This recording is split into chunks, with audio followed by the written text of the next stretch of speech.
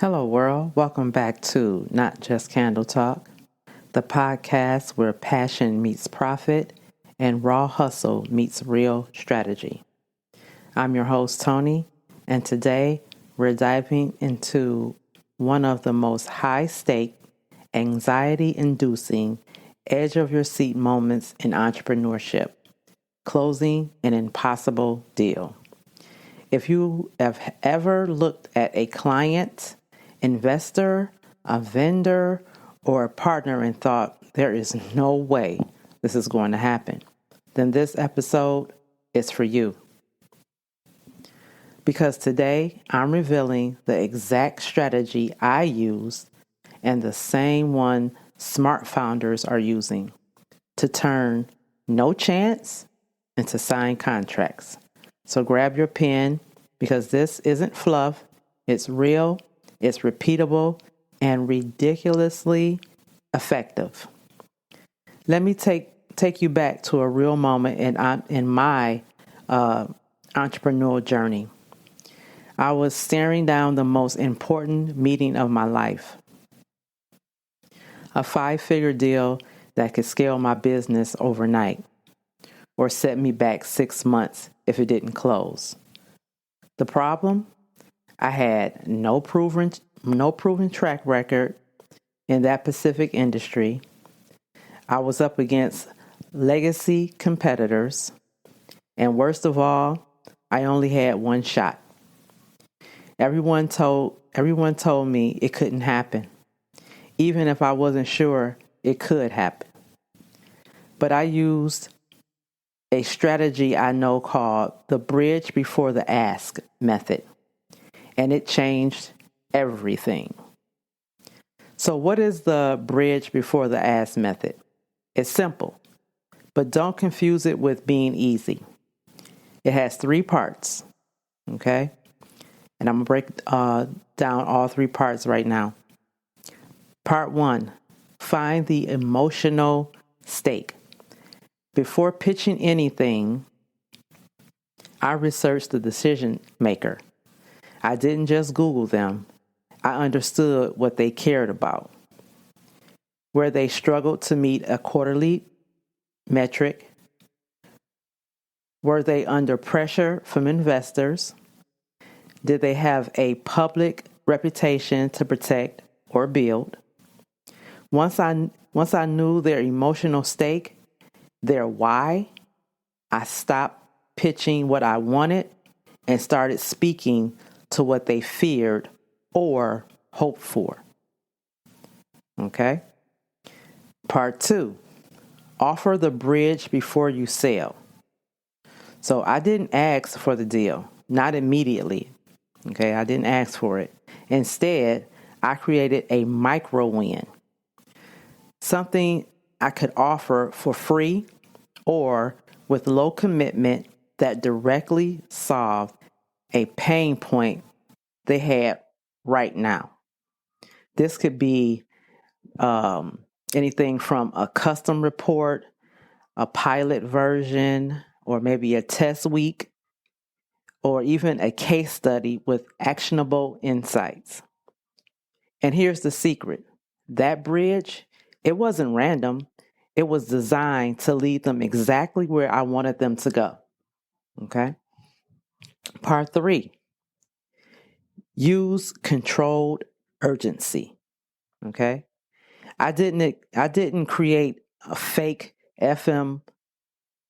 I didn't create that. I gave real reasons for actions.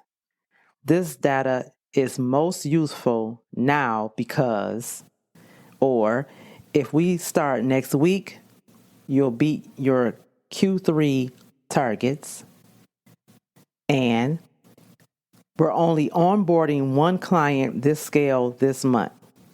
That's what I told him. I'm only doing one client this month, and that's it. Okay. This creates a path plus pressure equals process. Okay. So those are the 3 points that I hit on, the 3-part points that I hit on when pitching what I had to pitch to this particular company. So what happened? Okay, so you asked what happened, right? So after the meeting, they took the micro win, okay? A personalized market insight deck.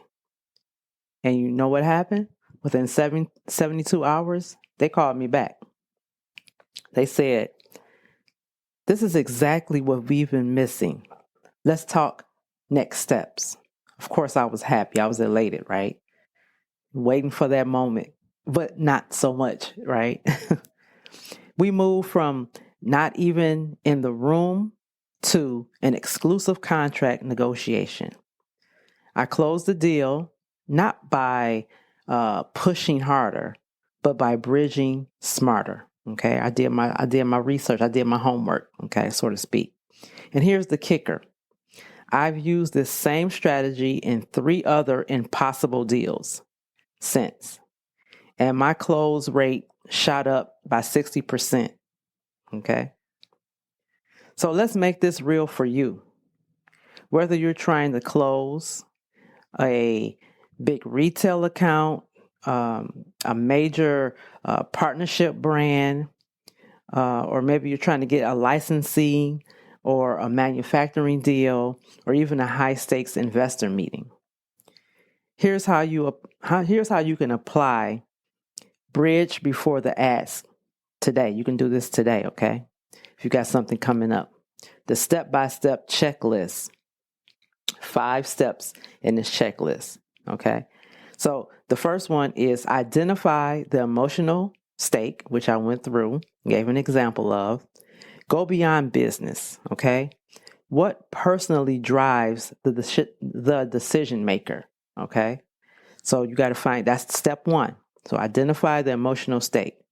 Step 2, craft a low stake win. Okay. What value can you give them that costs little but shows a big impact? Okay, that's step 2. I'll repeat, craft a low stake win. Step 3, design your bridge with intent. What that means is this micro win should naturally lead to your offer. Make it obvious and easy. Okay, so design your bridge with intent. That's number 3.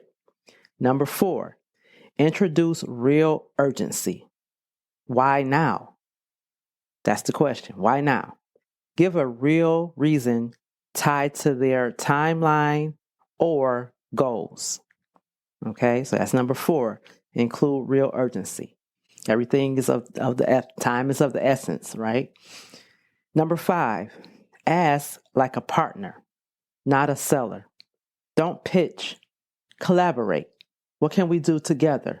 How can I help you? How can I help us? All right, we're collaborating, right? That's one of my big things when I go to meetings. I let people know my last ask or why is I'm proud to collaborate with you on this. You know, that to me that's very important. That shows confidence as well. Okay, so let me leave you with this. The most impossible deals aren't lost because of lack of skill. They're lost because people act too soon without building a bridge. So the next time you face a closed door, remember, don't push harder, just build better. So I just wanted to touch on this because I have been through, like I said, all the time. I've said this in multiple episodes, peaks and valleys. Everything is peaks and valleys, right? So I've been there when some deals really didn't go through. They just didn't for whatever reason. And I was okay with that. Yes, it hits you hard at the beginning, but you got to keep getting back up, right? So I had to touch on this because I've seen in the last quarter or so that my ask was a little different with certain things that I tweaked, right? And those things that I tweaked are in this episode, okay? So I just want to say again, if there is any, like I always say with all my episodes, if there is any more information on the impossible deals, or if anybody would like me to do a part 2, I'm always open to part 2s, of course. And if you love this strategy and want more high stake breakdowns like this, please subscribe or share this episode. Okay.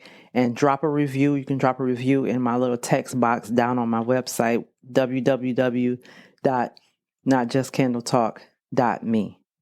And hey, we're going to keep doing this until next time. Keep the fire lit, keep your mind sharp, and close those impossible deals. Thank you for listening. Bye. Hi, everyone. This is JJ, the co-founder of Good Pods. If you haven't heard of it yet, Good Pods is like Goodreads or Instagram, but for podcasts. It's new, it's social, it's different, and it's growing really fast. There are more than 2 million podcasts, and we know that it is impossible to figure out what to listen to. On Good Pods, you follow your friends and podcasters to see what they like. That is the #1 way to discover new shows and episodes. You can find Good Pods on the web or download the app. Happy listening.